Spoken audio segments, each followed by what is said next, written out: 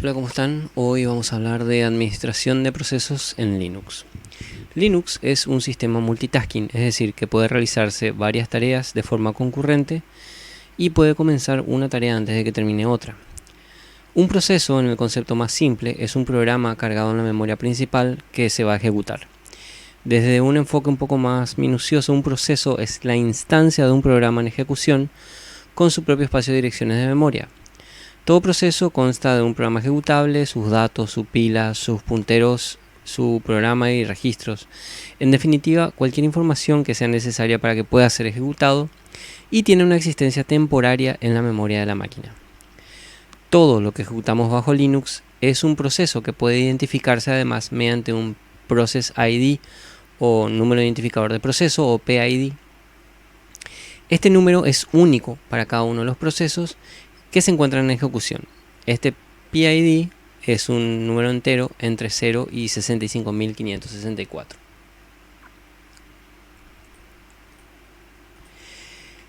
Los procesos nuevos se clonan de un nuevo proceso existente. Cada proceso en el sistema, excepto el proceso inicial, el primer proceso, va a tener un proceso padre.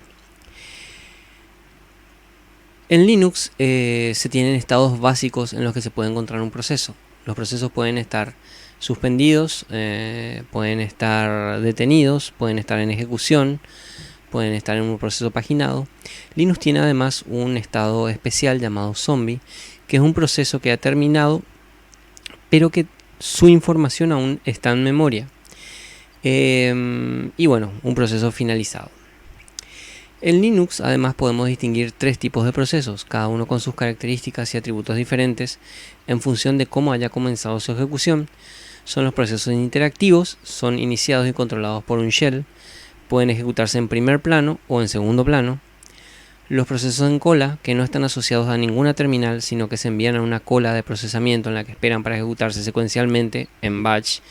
Y los demonios, usualmente lanzados al iniciar el sistema y que se ejecutan en background, parecidos a los servicios de Windows. Vamos a ver nuestro primer comando, que va a ser pstree, que va a mostrar en forma jerárquica los procesos que se están ejecutando en el sistema. Como vemos, muestra en forma de árbol los procesos, lo que nos permite conocer la dependencia que hay entre ellos. Por ejemplo, tenemos el primer proceso, systemd, que ha generado el proceso Model Manager, Network Manager y así sucesivamente. Vemos que el proceso GDM3 ha generado además el proceso GDM Session Work y además ha generado el proceso GDM X Session y así sucesivamente. Este comando recibe ciertas opciones que van a permitir mostrar más información de los procesos. Por ejemplo, ps-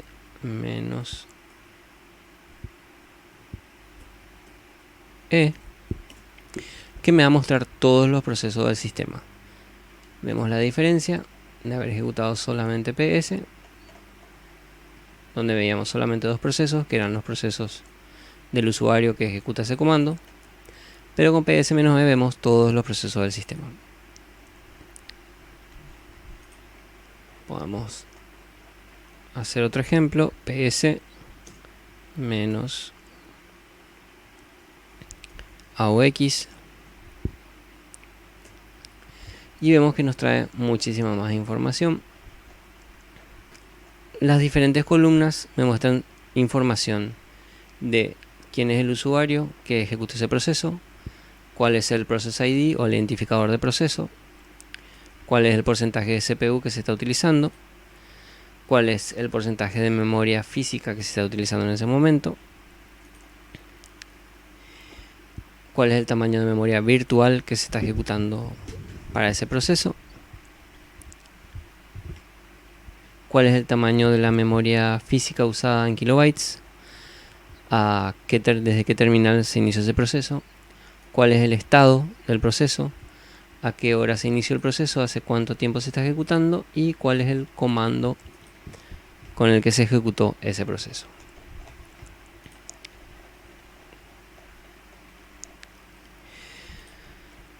Otro comando para ver los procesos se llama top, que me va a mostrar información en tiempo real de los procesos.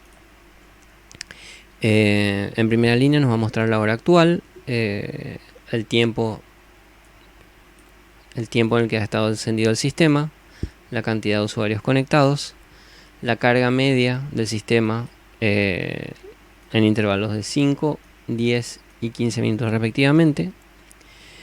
La segunda línea me muestra la cantidad total de procesos que se están ejecutando y bueno, los diferentes estados en los que están. Y la tercera línea nos muestra porcentajes de uso del procesador, que está diferenciado por el uso de programas de usuario, programas del kernel, tiempo inactivo, tiempo en espera por los procesos, en espera del CPU de los procesos. La siguiente línea nos muestra la cantidad de memoria, la memoria total del sistema, la memoria utilizada, la memoria libre y la memoria utilizada en los buffers. La quinta línea nos muestra la memoria virtual, la memoria total virtual que se tiene, la memoria libre, la memoria usada y la memoria disponible en caché. Las siguientes columnas nos muestran también información, ¿verdad? El Process ID de vuelta, el usuario dueño de ese proceso, la prioridad del proceso, un valor de prioridad que vamos a ver un poco más tarde, ¿verdad? La cantidad de memoria virtual utilizada por el proceso, la memoria RAM física utilizada por el proceso, la memoria compartida usada por el proceso, el estado, la cantidad de CPU, la cantidad de memoria,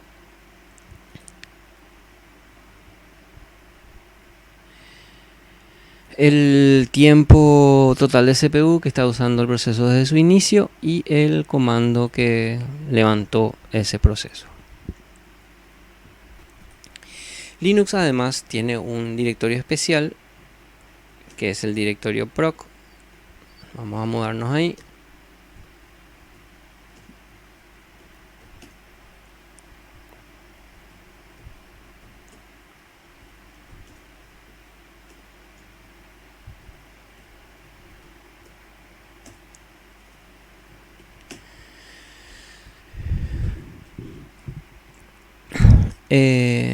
Que es el directorio que guarda la información de todos los procesos.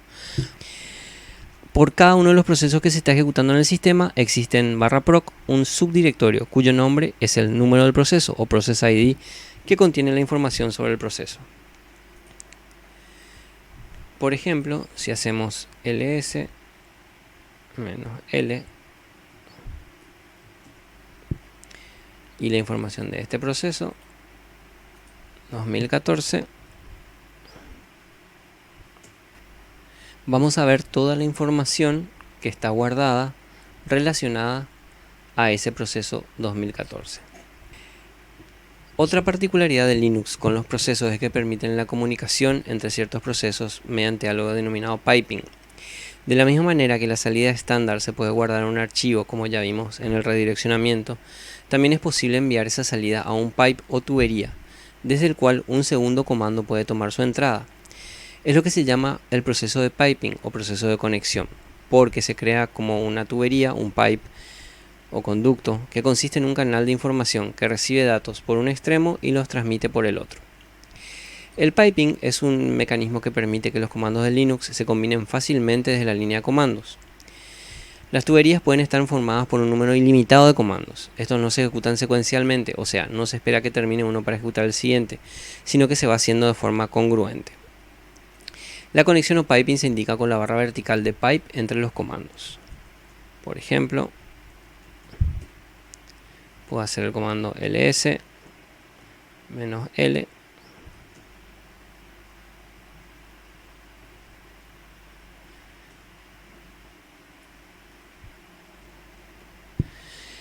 El comando pipe es este que es la barra vertical, y lo que va a ocurrir es que va a haber una comunicación entre el comando ls y el comando more, de manera que la salida del comando ls se va a ir pasando al comando more como entrada. Eso va a lograr que en vez de listar todo de una vez, me vaya listando de a poco, ya que la salida ls la va pasando a more.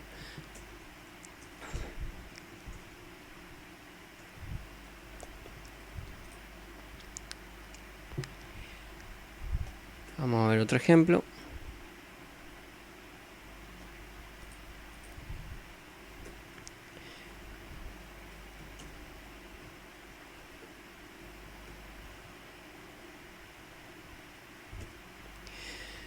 En este caso, el comando ls-l se ejecuta, se lista todo el directorio y luego toda esa salida se le pasa al comando wordCount-w, que va a contar todas las palabras que hay en la salida del comando ls-l.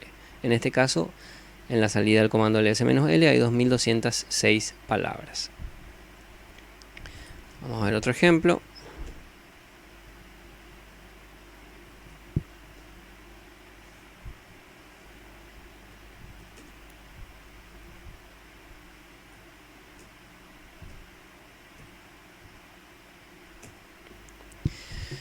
El comando who me muestra la cantidad de sesiones abiertas y el comando wordCount-l me cuenta la cantidad de líneas que hay en lo que le pase como parámetro. En este caso, la salida del comando who se pasa como entrada al comando wordCount-l y me cuenta la cantidad de líneas que surgieron del comando who. La multitarea de Linux le permite ejecutar varios procesos a la vez, pero al lanzar un proceso desde un shell no podemos volver a lanzar otro proceso desde él hasta que finaliza la ejecución del primero. Sin embargo, podemos hacer que el shell quede disponible para poder ejecutar nuevos comandos en el momento de ejecutar el comando, lanzándolo en lo que se conoce como modo background o ejecución en segundo plano, lo que permite retomar el control de la terminal y poder ejecutar nuevos comandos. Para ello se usa un operador especial llamado AND al final del comando. Se utiliza de la siguiente forma. Se ejecuta el comando que se escribe el comando que se quiere ejecutar y se pone el AND al final. Al ejecutar un comando en el modo background, lo que pasa es que se ejecuta el comando y se devuelve el control a la terminal. Linux permite tantos trabajos en background como querramos, aunque obviamente el rendimiento del sistema se va a reducir. Cuando finaliza el proceso en background no se va a mostrar ninguna notificación, pero podemos chequear el estado del proceso con un comando, ya sea ps o con el comando jobs.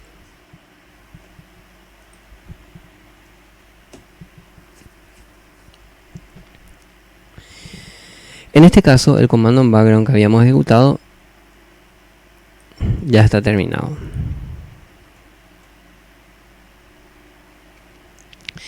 En caso que todavía se siga ejecutando, en esta columna iba a aparecer un mensaje de ejecutando o en proceso, y si hubiese estado detenido por algún motivo, ¿verdad? Iba a estar detenido. Otro programa muy importante para la administración de procesos es el programa kill. El programa kill permite enviar una señal a uno o más procesos que se están ejecutando en un sistema. Existen variedad de señales que se pueden enviar a otros procesos, pero probablemente la más común y la más normal es la señal -9,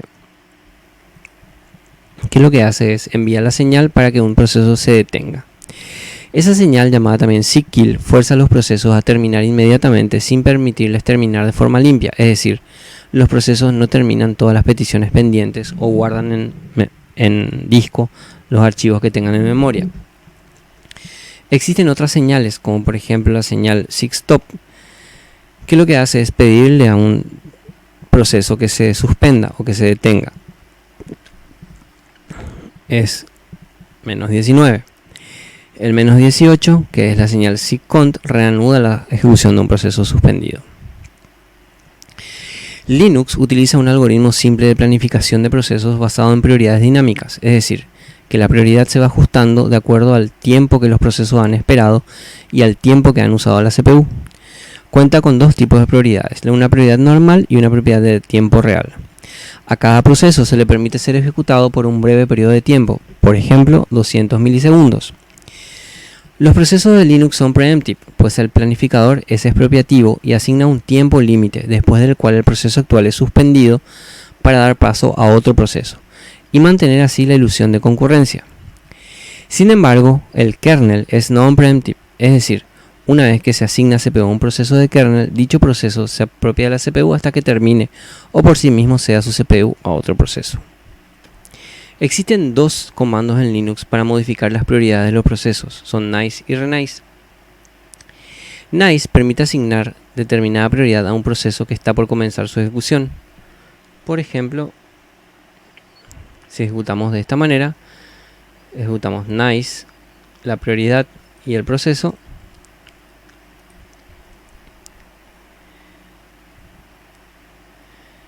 Lo que hacemos es que nice incremente en 14 unidades el valor absoluto de su prioridad. Las prioridades de nice van de menos 20 a más 20. Si usamos un valor negativo, aumentamos la prioridad del proceso. Si usamos un valor positivo, la prioridad disminuye. Si no indicamos un valor en el comando nice, toma por defecto el valor 10. El comando renice va a permitir modificar la prioridad de un proceso que se encuentra en ejecución. La diferencia está en que en vez de utilizar el comando, tengo que utilizar el process ID, por ejemplo, renice.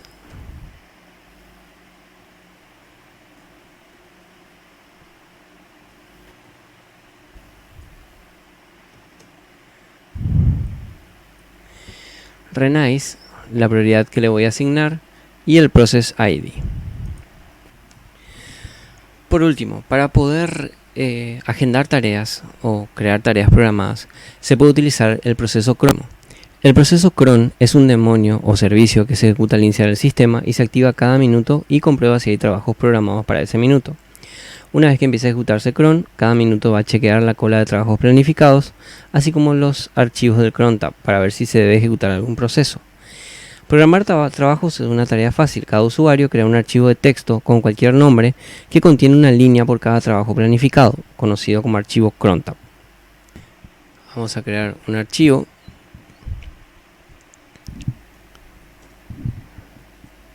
Vamos a abrir el archivo para editarlo. Vamos a poner una línea que tenga este contenido.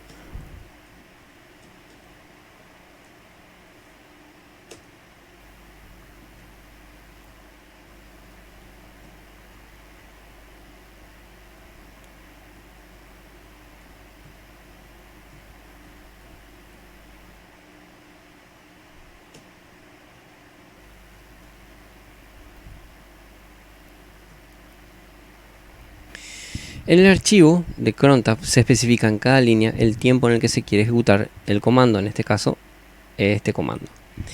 Puede contener tantas líneas como querramos o tantas tareas como querramos. El tiempo se especifica en minutos de 0 a 59, en este caso tiene el minuto 30, las horas de 0 a 23, en este caso son las 20, el día del mes del 1 al 31, en este caso el 30, el mes del año, que puede ir del 1 al 12, y el día de la semana. Para este caso, este comando se va a ejecutar todos los días 30 de todos los meses, sin importar qué día de la semana caiga, a las 20 y 30. Guardar. Por último, otro comando interesante es llamado uptime, que me permite ver un informe sobre el desempeño del sistema. Si comparamos, esta primera línea es la misma que nos aparece como primera línea cuando ejecutamos el comando top. Eso es todo por la clase de hoy. Nos vemos en la siguiente clase.